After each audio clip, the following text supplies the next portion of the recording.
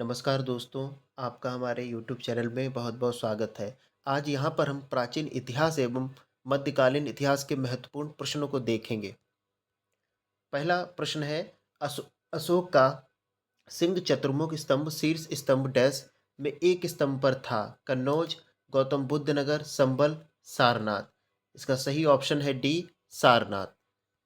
अगला प्रश्न, अशोक के प्रधान शिलालेखों में सबसे बड़ा शिलालेख है? 11वां, 13वां, 12वां या 14वां? ऑप्शन बी सही है, 13वां।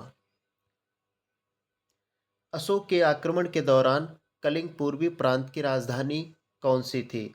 तक्षशिला, पाटलिपुत्र, उज्जैन या तोशली? ऑप्शन इसका डी सही है, तोशली। देव नामप्रिय नाम किसे दिया गया था?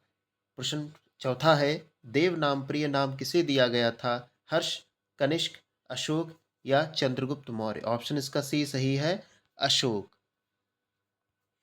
अगला प्रश्न देखते हैं, सम्राट अशोक का कौन सा शिलालेख कलिंग पर उनके विजय का उल्लेख करता है? प्रथम, चतुर्थ, 10वां, 13वां? ऑप्शन डी सही है, 13वां। अर्थात जो शिलालेख 13वां है, इसमें सम्राट अशोक के कलिंग पर उनके विजय का उल्लेख मिलता है। प्रश्न छठा है, अशोक के कौन से शिलालेख में ब्राह्मी लिपि का प्रयोग नहीं किया गया था? सारनाथ, धौली, सहवाज गढ़ी और स्तंभ? इसका सही ऑप्शन है सहवाज गढ़ी। ये पाकिस्तान में स्थित है तथा यह खरोष्टी लिपि में लिखा गया है और 2004 में यूनेस्को जो अंतर्राष्ट्रीय संगठन है उसमें इसे शामिल किया गया। यूनेस्को में इसे 2004 में शामिल किया गया। अगला प्रश्न है, निम्नलिखित में से मौर्य कला का सर्वोत्तम प्रतिमान कौन सा है? स्तंभ, चैत्य, स्तूप और बारादरी? इसका सही ऑप्शन है ए स्तंभ। अगला प्रश्न है, निम्नलिखित में से कौन सा अशोक के साम्राज्याधीन नहीं था? कश्मीर, कर्नाटक, गुर्जर और कामरूप? ऑप्शन इसका डी सही है, कामरूप। ये असम का पुराना नाम है।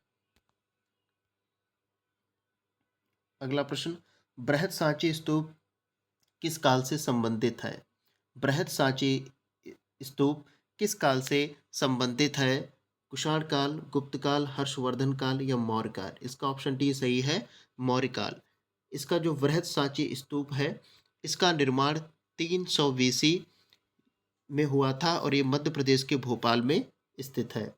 अगला प्रश्न है, खगोलविद वारेहमिहिर और कवि कालिदास किसके दरबार का हिस्सा थे? विक्रमादित्य, बिंदुसार, बिंबिसार और पृथ्वीराज चौहान?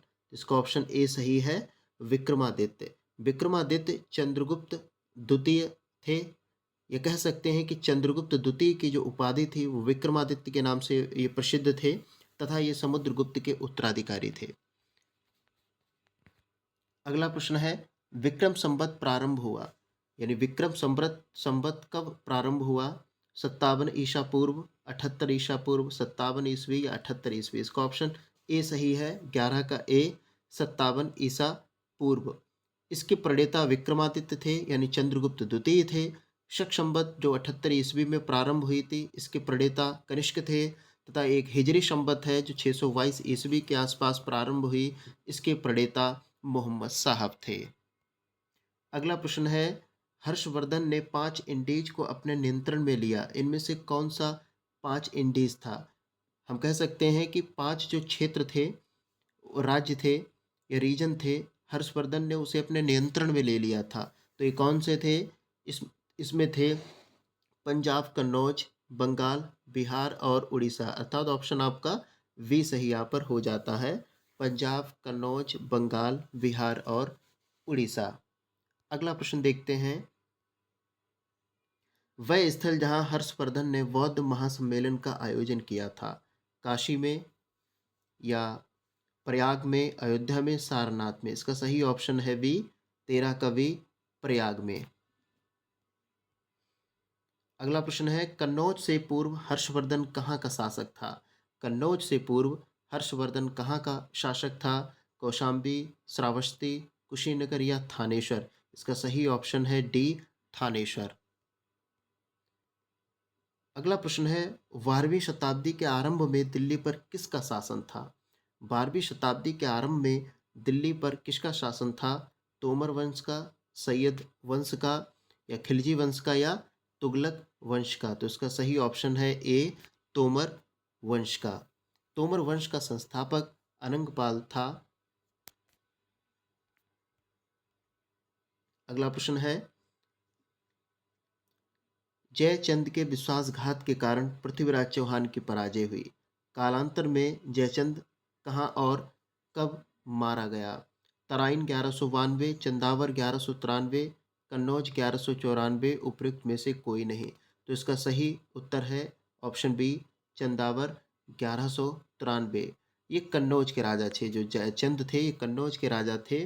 ये सर्वविदित है कि जयचंद ने ही मोहम्मद गोरी का साथ दिया था, जिससे कि पृथ्वीराज चौहान का 1192 में जो तराइन का द्वितीय युद्ध हुआ था, उसमें पृथ्वीराज चौहान को पराजय का सामना करना पड़ा था, क्योंकि इसमें जयचंद ने उनसे धोखा किया था। अगला प्रश्न है, निम्न में से कौन से वंश ने भारत के दक्षिण भाग पर शासन नहीं किया है? चेर ने, पांड्य ने, राजपूत ने, या चोल ने? तो इसका सही ऑप्शन है सी, राजपूत ने, क्योंकि राजपूत ने भारत के उत्तरी हिस्से में शासन किया, या उत्तर हिस्से में शासन किया तथा दक्षिण में इन्होंने शासन नहीं किया। अगला प्रश्न है, पाल साम्राज्य भारत के किस हिस्से से संबंधित है? पाल साम्राज्य भारत के किस हिस्से से संबंधित है? पश्चिमी, पूर्वी, दक्षिणी, या उत्तरी? इसका सही ऑप्शन है 18 का बी, पूर्वी। पाल जो वंश था, इसका संस्थापक जो था गोपाल था, और इसका सबसे प्रसिद्ध और महान शासक धर्मपाल था, जिसने विक्रमशिला विश्वविद्यालय की भी स्थापना की थी। पाल वंश का पहला शासक कौन था? देवपाल, गोपाल, रामपाल, महिपाल? अभी ऊपर बताया है। पाल वंश का जो शासक था, पहला शासक था, वो गोपाल था। अगला प्रश्न है, लौह और रक्त की नीति किसने अपनाई थी? यानी लौह और रक्त की नीति किसने अपनाई थी? बलबन ने, मोहम्मद बिन तुगलक ने, अलाउद्दीन खिलजी ने, बाबर ने? इसका सही ऑप्शन है ए, बलबन ने। और बलबन ने नवरोज उत्सव का भी शुभारंभ किया था। किसके शासनकाल में इब्न बतूता भारत आया था? इल्तुतमिश, इब्राहिम लोदी, मोहम्मद बिन तुगलक, या अकबर? तो इसका सही ऑप्शन है सी, मोहम्मद बिन तुगलक। ये इब्न बतूता भारत में 1333 ईस्वी में भारत आया था। ये मोरक्को अफ्रीका का निवासी था। अगला प्रश्न है, भारत पर तैमूर ने किस वर्ष आक्रमण किया? 1294, 1213, 1417, 1398? इसका सही ऑप्शन है डी, 1398 में। अगला प्रश्न है, किस शासक ने भारत में तुगलक वंश की नींव रखी थी? फिरोज शाह तुगलक, गयासुद्दीन तुगलक, अलाउद्दीन सिकंदर, या मोहम्मद बिन तुगलक? इसका सही ऑप्शन है बी, गयासुद्दीन तुगलक। गयासुद्दीन तुगलक ने तुगलकाबाद नगर की भी स्थापना की थी। अगला प्रश्न है, दिल्ली में अलाउद्दीन खिलजी के शासनकाल की अवधि क्या थी?